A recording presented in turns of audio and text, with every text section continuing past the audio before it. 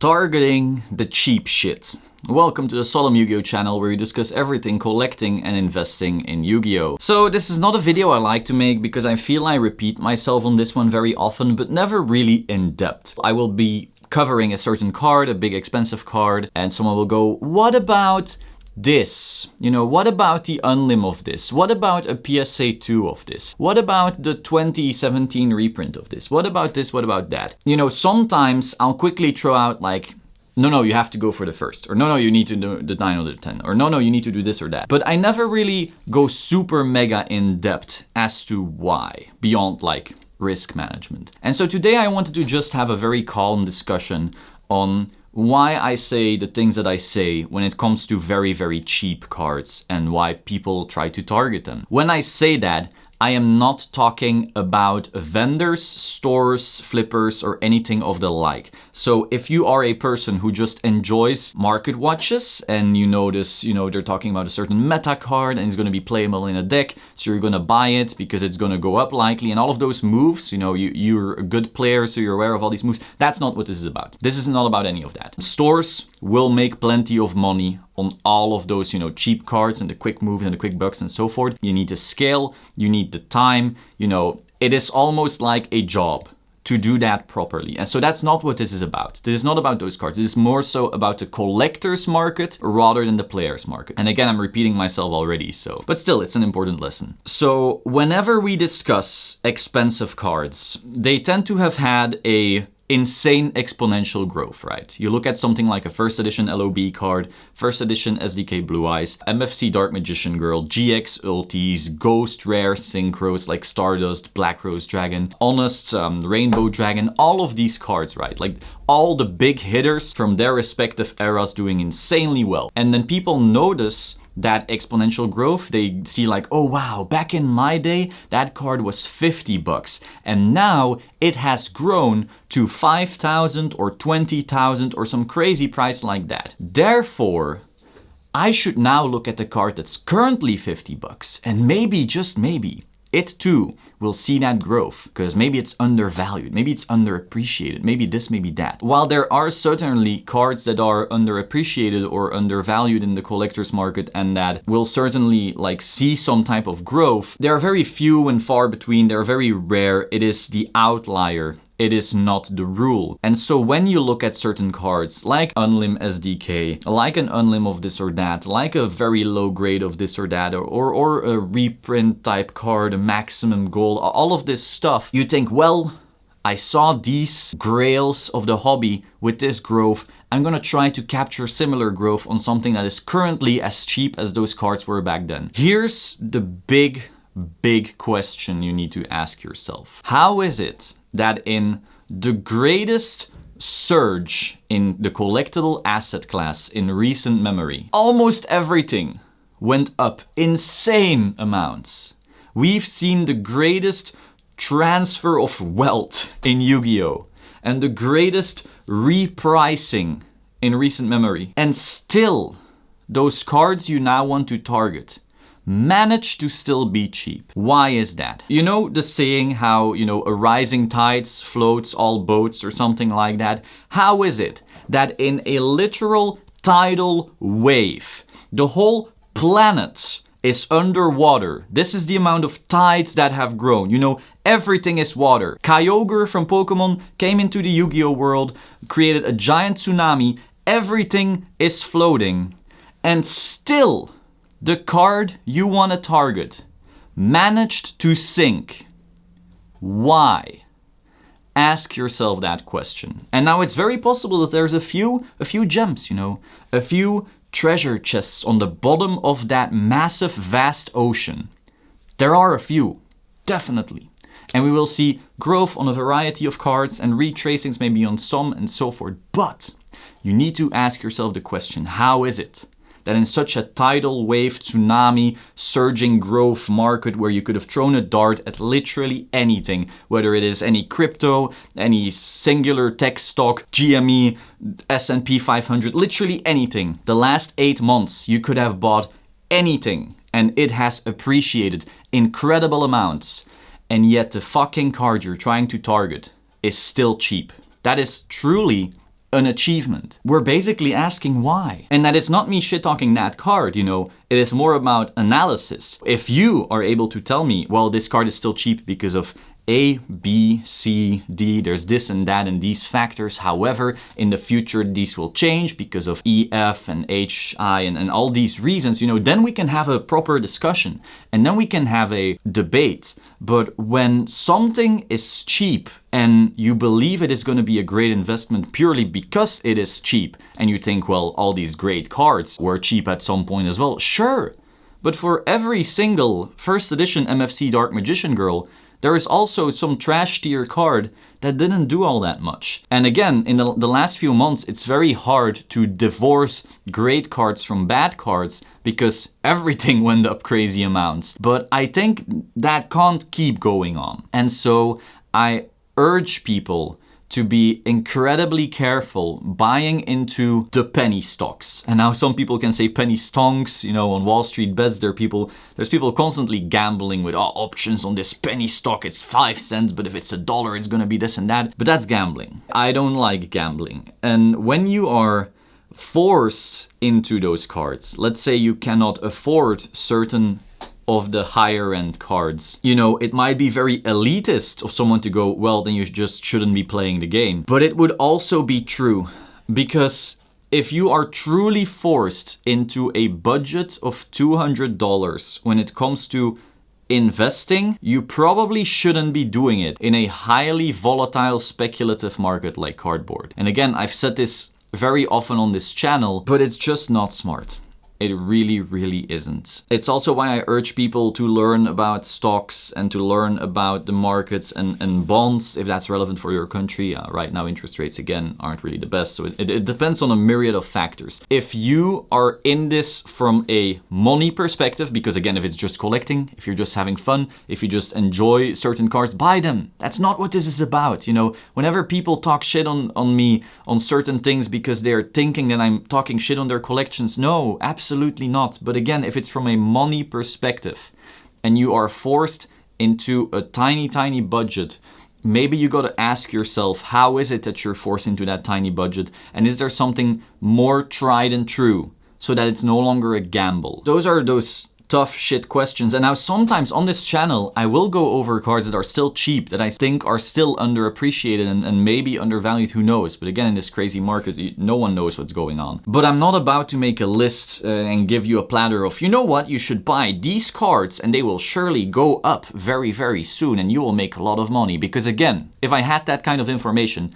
I would buy them myself. That is just not how the world works. Now, I do think, again, that we still have plenty of future in this stuff. Even if there are certain retraces, even if certain things go down, I believe that over the next 3, 5, 7, 10, 15, who knows, you know, kind of years, we will still have very solid amounts of things to do in Yu-Gi-Oh! But it's very possible that we will have, you know, steep ups, steep downs, steep ups, steep downs. I think the general trend, you know, from a longer perspective will be up. But so if you're forced into that tiny budget, I would not throw it into a highly volatile speculative market, especially if you don't have any, you know, clue as to why you're buying things. If you are specifically telling me that you want to buy whatever $20 card because you think it's going to appreciate in any similar fashion as the Grail cards, I just can't take that, you know, particularly seriously. And that is not meant in a bad way. You can buy those cards if you want to enjoy them, but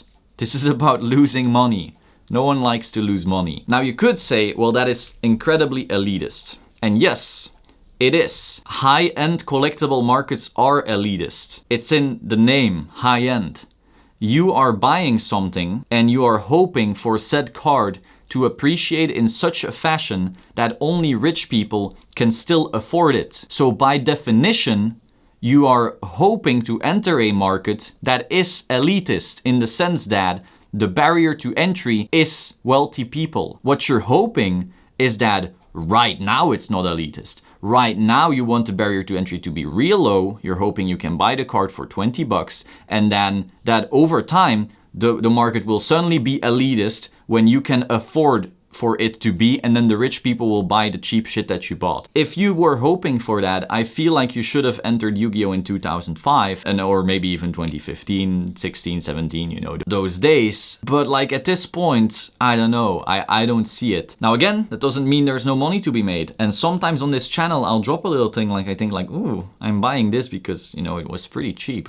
That's interesting. Why is this cheap and so forth? But I'm not about to publish the list of buy these things that will go up, because that's not how it works. And so yeah, I hope this was a decent all-around video creating context. I think it's incredibly dangerous to target the cards that are incredibly cheap right now, because it truly is an achievement to, after this tidal wave of value increase, still be a cheap card. You need to be either truly a hidden gem or a piece of trash in order to still be cheap. And again, there's plenty of cards that I like that are cheap, and I will put them in my binder, I will enjoy them, but I will not call myself an investor for buying them. I think we are reaching a point where MTG was a few years ago, and Pokemon was in maybe 2016, 17, maybe some would argue 18, 19 even, because Pokemon wasn't all that, like, Pokemon was cheaper in 2018, 19 than Yu-Gi-Oh is right now. I think we're reaching that point where we have to start accepting that certain cards are grails for a reason. And those grails likely will go up, you know, and maybe we'll see some retraces, okay, but like slightly longer term, those grails will likely go up. And I think the longer that goes on, the more people realize that that is where the value is. I think Yu-Gi-Oh is still currently very immature, but after this great repricing, I just think people are going to realize it. I think people are going to understand that the grails are the grails.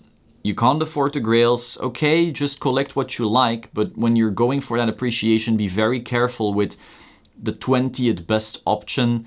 It doesn't mean there's no opportunity at all, but you are taking on more risk. Certain cards are cheap because they aren't rare at all. And I think over the coming months, as all these PSA backlogs, you know, start floating in, I think we're gonna see a lot of cards flood the market, and it's gonna be very, very obvious which were actually rare. Now, this is for all the cards. You know, there are plenty of LOB cards currently at PSA and BGS, and those pop reports will go up as well. So we might see retraces on even those. However, I think we will see far more pop explosion on other cards that, you know, certain things will retrace harder. If, again, if, we'll see. I just think over time, we'll start accepting that here's the cards, here's the best cards. First edition, LOB, MRD, PSV, IOC, MFC. You know, you could say, oh, MRL and PSV, you know, you had plenty of cases of those available for the longest time. Maybe those less so, okay, but they still have very iconic cards. That's our Duel Monsters era. We have our GX, our highest end first edition ultimate rares. We have our ghost rares with Rainbow Dragon, Honest, Majestic, Shooting, Rising Star, whatever the hell he's called, the blue one, Black Rose, Stardust. You know, we have all of those grails. We have our prize cards. We have a few niche things as well that's very interesting. Here's your baseline. This is the best cards. You can't afford the 10, buy the 9. You can't afford the 9, buy the 8. And even like then you're getting, ooh, maybe. And we'll see if lower grades do anything. In Pokemon and MTG, you know, generally people say if it's below an 8, crack it, it's a binder card. But some people just like PSA cases. Personally, I don't really mind having a PSA case over a binder card, even if it's a 6. But regardless, that's the general idea behind it. Generally, there won't be a premium on your 6s. But I think people will realize that's where the value is.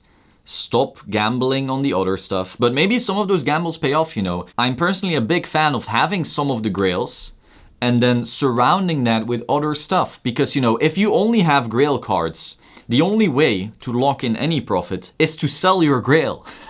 So if you're like, oh, I have these 3 high-end great cards. Wow, these are the best cards. These will just keep on appreciating. Okay, take some profits. Well, I can't. I only have the 3 grail cards. Lock in profits? You can't? Oh, It's too bad. So I definitely think, there's an argument that you want to diversify. You want to have, we have some grails, we have some of that stuff below, oh, we have some of that stuff below. It's also fun. You have more cards to look at and enjoy and so forth. It would definitely be a very dull collection to me if you just have one Blue Eyes and, oh, you want to lock in your Yu-Gi-Oh profits? That means selling out of Yu-Gi-Oh with your one card. So we've discussed that before on this channel. That's definitely not something you want to do, in my opinion, either. But when your collection is entirely unlim PSA 7s of Walmart packs, you are exposing yourself to just the endless reprint risk of Konami. You are really gambling within the worst of the worst of the worst. And now if those are just cards you enjoy, and again, you're like sniffing the nostalgia, you're like, oh, I remember pulling this back in my day, and now I just want, something that represents that, that's fine. That's fine. But financially speaking, that is casino play. And again, you could argue this whole market is somewhat casino play because it's still very speculative, sure. But there are certain cards that have more fundamentals than others. And someone could say like, oh, you're repeating yourself so much in this video. And that's true, but I wouldn't if I didn't have to. You can't imagine how many messages I get every day from people who are asking me, should I buy, and then insert a card that is literally so goddamn cheap. And maybe they're seeking validation for something they just want to collect, and that's fine. But from a financial perspective, people are truly, truly in danger. That's not something I want to have on my watch. That's also something that I'm gonna cover in a video later, how I don't feel comfortable about some aspect of this Yugi tubing thing. I don't know if the video will come out before this, but that's I just want to make it perfectly clear how I think about things, because I never ever want to have someone come to me saying, but you said, I'll go, no bitch, I said exactly this, here's your video. That's why I repeat myself and give all this context. I also don't think people realize, and now we're going macro more so to the Yu-Gi-Oh market, how much big money is entering the system. There are people who still believe Yu-Gi-Oh, oh yeah, we're playing, I'm buying triple tactics, I bought it for 70 and now it's 110, wow, that's basically the epitome of Yu-Gi-Oh investing, whoa.